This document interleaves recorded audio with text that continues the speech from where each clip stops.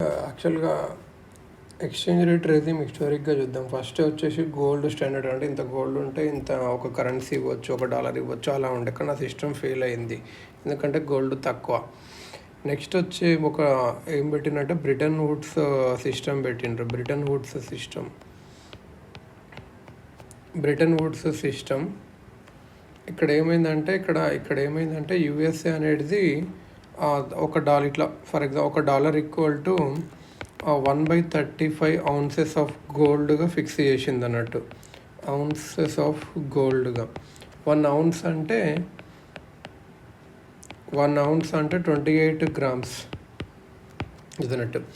USA ఇంకేమల్లో చేసిందంటే free convertibility of dollar to gold issue చేసింది. అంటే ఒక యుఎస్ ఫెడరల్ రిజర్వ్కి $1 వస్తే గోల్డ్ తీసుకెళ్ళొచ్చు ఇలా అన్నట్టు. ఐఎంఎఫ్ ఏం చేసింది అంటే exchange rate of every countries currency against US fix చేసింది. అంటే for example $1 equal to some $X, that equal to some X gold అలా ఫిక్స్ చేసింది. సో ఇండియాకి ఏంటంటే India can't issue more currency RBI దగ్గర సఫిషియంట్ గోల్డ్ రిజర్వ్స్ లేకపోతే. Still if ఆర్బీఐకి ఎక్కువ కరెన్సీ ఇష్యూ చేసింది అనుకో, ఐఎంఎఫ్ అనేది ఇండియాని ఆర్డర్ చేస్తుంది మీ రూపీని డీవాల్యూ చేయమని చెప్పి, రూపీ ఎక్స్చేంజ్ రేట్ అగెనెస్ట్ డాలర్ని డీవాల్యూ చేయమని చెప్పి ఇదన్నట్టు. ఇంకా అమెరికన్ ఎకనామిస్ట్ రాబర్ట్ ట్రిఫిన్ ఏం చెప్పారు అంటే ఈ సిస్టమ్ కొలాప్స్ అవుతుంది బికాజ్ ఎందుకంటే గోల్డ్ అనేది ఒక ఫైనైట్ కమోడిటీ, ప్రైస్ అనేది కంటిన్యూస్గా పెరుగుతూ ఉంటుంది. అంటే ఈరోజు ఒక ounce ఆఫ్ గోల్డ్కి $35 అంటే రేపు $40 అవ్వచ్చు. సో డేంజర్ ఎప్పుడు ఉంది, లోకల్ కరెన్సీని డాలర్స్లోకి మార్చి అండ్ డాలర్స్ని గోల్డ్లోకి మార్చి చేయడం, ఆ గోల్డ్ని ఓపెన్ మార్కెట్లో ప్రాఫిట్ కమ్ముకోవడానికి. సో యుఎస్ ఫెడ్స్ చైర్మన్ ఇలా ఓనర్ చేసుకుంటూ కూర్చోలేడు. దీన్ని ట్రిఫిన్ డైలెమా అంటారు. ఈ దేర్ఫోర్ సజెస్టెడ్ ఒక కొత్త ఆల్టర్నేటివ్ ఇచ్చారు, SDR paper gold system. SDR అంటే paper gold system for IMF. ఇదేంటంటే USA president pulled out of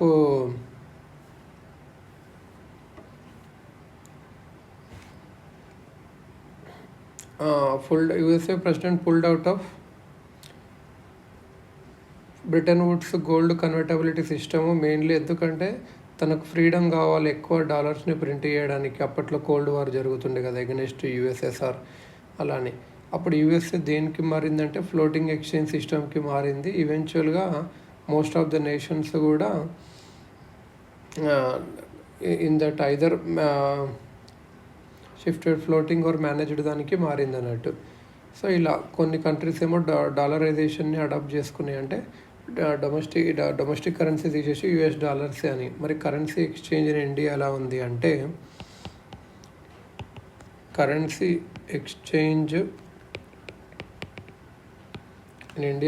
అంటే టువర్డ్స్ ఫిక్స్డ్ ఎక్స్చేంజ్ రేట్ 1860 నుంచి ఏమైందంటే fixed fiduciary system. British Indian government అనేది 10 crore నోట్స్ ఇష్యూ చేసుకోవచ్చు on fiduciary trust backed by G6. First వచ్చేసి ఏముండేనంటే towards fixed exchange rate first ఉండే. ఆ ఫిక్స్డ్ ఎక్స్చేంజ్ రేట్లో ఫస్ట్ ఫిడ్యూసియరీ అంటే ఒక ట్రస్ట్ అన్నట్టు. సో ఒక 10 crore రూపీస్ ఇష్యూ చేయొచ్చు, గవర్నమెంట్ సెక్యూరిటీస్ బ్యాకింగ్ ఉంటాయి. Behind that every note must be backed by gold or silver ఇలా ఉంటుండే. 1960 నుంచి ఇది ఉండే. 1935 నుంచి ఏమైందంటే ప్రపోర్షనల్ రిజర్వ్. ఆర్బీఐ ఏం చేయాలంటే 40% of gold to value of currency issued దాన్ని రిజర్వ్ చేయాలి. British government fixed exchange rate, British government fix చేసేది ఎంత ఎక్స్చేంజ్ రేటు అది. 1946 నుంచి Bretton Woods or IMF system of fixed exchange rate follow అయ్యారు అన్నట్టు. అంటే రూపీ ప్రైస్ అనేది ఎగనెస్ట్ డాలర్కి పెట్టామన్నట్టు. Pegged against dollar price was pegged against gold. 1956 నుంచి ఏమైంది అంటే RBI could issue any amount of Indian currency, కాకపోతే అది అసెట్స్ ఆఫ్ ఇష్యూ డిపార్ట్మెంట్తోన బ్యాలెన్స్ అయి ఉండాలి. అసెట్స్ ఆఫ్ ఇష్యూ డిపార్ట్మెంట్ ఎంఓ. ఆర్బీఐ ఎక్కువ మనీ ప్రింట్ చేసింది అనుకో, backed by India only Indian GSec but without adequate gold or forex reserve, అప్పుడు ఐఎంఎఫ్ ఫోర్స్ చేయొచ్చు రూపీ డివాల్యుయేషన్ అగెనిస్ట్ డాలర్కి. సో మనం ఏం అడాప్ట్ చేసినామంటే మినిమం రిజర్వ్ సిస్టమ్. ఆర్బీఐ అనేది 400 crore of foreign currency or security plus X crore worth gold పెట్టుకోవాలంటే minimum reserve system మనం adopt చేసాం.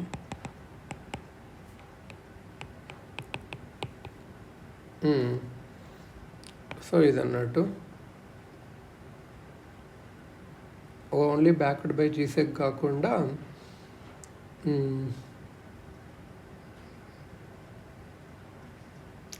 ఆర్బీఐ ఎక్కువ ప్రింట్ చేసిందనుకో గవర్నమెంట్ జీ సెక్యూరిటీ, అప్పుడు RBI towards managed floating exchange rate. ఎప్పుడు అంటే 1995 నుంచి ఏమైందంటే మినిమం రిజర్వ్ సిస్టమ్ అనేది కంటిన్యూ చేశారు. కానీ ఆర్బీఐ దాని ప్రకారం ఏంటంటే X crores of gold only X crores of gold పెట్టుకోవాల్సి వస్తుంది. RBI additional 400 crore worth foreign currency or foreign securities కూడా పెట్టాల్సిన అవసరం లేదు. ఆర్బీఐ ఎంతమంది ప్రింట్ చేసుకోవచ్చు backed by assets of issue department. So ఇది అన్నట్టు. IMF special drawing rights. Bretton Woods exchange rate system పడిపోయినాక ఐఎంఎస్ అనేది ఒక టైప్ ఆఫ్ డిపాజిట్ బ్యాంకుగా మారిపోయింది. ఇక్కడ మెంబర్స్ కరెన్సీని డిపాజిట్ చేస్తారు in the proportion of Kotas. వాళ్ళ కోటాస్లో డిపాజిట్ చేస్తారు అలాటెడ్ టు దెమ్. ఐఎంఎఫ్ వాళ్ళకి ఏమిస్తుంది అంటే కొద్ది ఇంట్రెస్ట్ ఇస్తుంది డిపాజిట్స్ మీద, అండ్ ఐఎంఎఫ్ మనీ అప్పుగా ఇస్తుంది ఎవరైతే బీఓపీ క్రైసిస్ ఫేస్ చేస్తుండ్రో. ఈ మెకానిజంని ఆపరేషన్ చేయడానికి ఏం చేసిందంటే ఐఎంఎఫ్ ఒక artificial currency or accounting unit called SDR ఇస్తుంది ఎంత వాళ్ళ డిపాజిట్స్ని బట్టి. So it's artificial currency or accounting unit SDR అంటే. సో ఇప్పుడు కరెన్సీ బాస్కెట్ చూసుకుంటే యూఎస్ డాలర్కి 43.38 అంటే $1 ఎక్స్చేంజ్ రేట్ అగెనిస్ట్ డాలర్ ఇస్తుంది. యూరోకి 29.31%, చైనీస్ యువాన్కి 12.28, ఇది 2015లో యాడ్ చేశారు యువాన్. జపానీస్ ఎన్కి 7.59, పౌండ్ స్టెర్లింగ్కి 8.09. ఇలా ఈ ఫార్ములాని పెట్టి IMF will obtain value of 1 SDR equal to how many dollars. ఈ formula weight into exchange rate ఈ ఫార్ములా మల్టిప్లై చేసి ఐఎంఎఫ్ ఆబ్టైన్ చేస్తుంది 1 SDR ఈక్వల్ టు ఎన్ని డాలర్స్ అని చెప్పి. ప్రజెంట్గా 1 SDR ఎంత ఉంది అంటే $1.40 ఉంది. That is approximately 100 rupees. SDR అనేది పేపర్ గోల్డ్ అంటారు ఎందుకంటే ఇది just accounting entry or artificial currency without any gold involved. ఇక్కడ ఎస్డిఆర్ అనేది ట్రేడ్ చేసుకోవచ్చు అమంగ్ మెంబర్స్. ఇది మెంబర్స్ కరెన్సీస్గా కూడా మార్చవచ్చు ఎబో మెథడ్గా. ఇది బీఓపీ ట్రాన్సాక్షన్స్ని సెటిల్ చేసుకోవడానికి కానీ క్రైసిస్ చేసుకోవడానికి యూజ్ చేసుకోవచ్చు. బీఓపీ క్రైసిస్ పెద్దగా ఉందనుకో, కంట్రీస్ ఎంటైర్ కోటా ఎగ్జాస్ట్ అయిందనుకో, మెంబర్ కంట్రీ ఎస్డిఆర్ని తీసుకోవచ్చు ఐఎంఎఫ్ నుంచి. But eventually member will have to repay this loan to IMF with ఇంట్రెస్ట్తో కట్టాలి. సో ఎస్డిఆర్ని డ్రా చేసుకొని డాలర్లోకి మార్చి వాళ్ళు ఇంపోర్ట్ బిల్ కట్టవచ్చు అన్నట్టు. ఇలా అన్నట్టు ఇండివిజువల్ నేషన్ సెంట్రల్ బ్యాంక్స్ ఏంటంటే కొన్ని ఎస్డిఆర్ని ఆర్టీటీగా రివర్స్ ట్రాన్చి పొజిషన్గా ఆర్టీపీగా పెడతాయి అన్నట్టు. ఇండియన్ కరెన్సీ ఎందుకు ఎస్డిఆర్ ఫార్మ్ లేదంటే ఐఎంఎఫ్ అనేది రివ్యూ చేస్తుంది SDR formula currency every year. 2 countries country అనేది అమంగ్ టాప్ ఎక్స్పోర్టర్ నేషన్స్లో ఉండాలి, టాప్ ఎక్స్పోర్ట్. ఇంకా countries currency need to be freely usable అంటే capital account convertibility rules should be easily అంటే కరెన్సీ ఫ్రీలీ యూజబుల్ ఉండాలి. Freely usable మన country currency అంటే ఏంటంటే capital account convertibility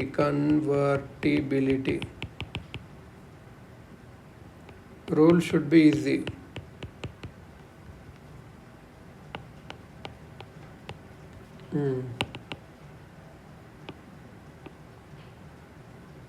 ఇదన్నట్టు IMF SDR formula weightage reforms చూసుకుంటే దాన్ని తర్వాత మార్కుడు వస్తారు.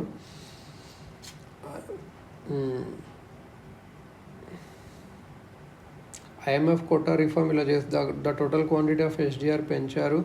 ఇండియాస్ కోటా కూడా 2.44 నుంచి 2.76 పెంచారు. ఇండియా అనేది largest quota holder after USA 18%, Japan 7%, China 6%, India 0.76. ఇలా ఐఎంఎఫ్ ఇంకా అలా extra $1 billion worth of SDR add చేసింది ఐఎంఎఫ్కి. ఇండియాస్ లైక్లీ టు గెట్ అలా. ఐఎంఎఫ్ గవర్నర్ ఎవరంటే మెంబర్స్ ఓటింగ్ పవర్ అనేది ఎస్డిఆర్ కోటా మీద డిపెండ్ అవుతుంది. ఇండియాలో ఈ ఓటింగ్ పవర్ ఎవరు చేస్తారంటే ఫైనాన్స్ మినిస్టర్ ఎక్స్ ఆఫీషియో గవర్నర్గా పనిచేస్తారు. Ex officio governor of IMF boards of governor. Finance minister absent అయితే RBI governor can vote as alternate అన్నట్టు. సో ఇది అన్నట్టు.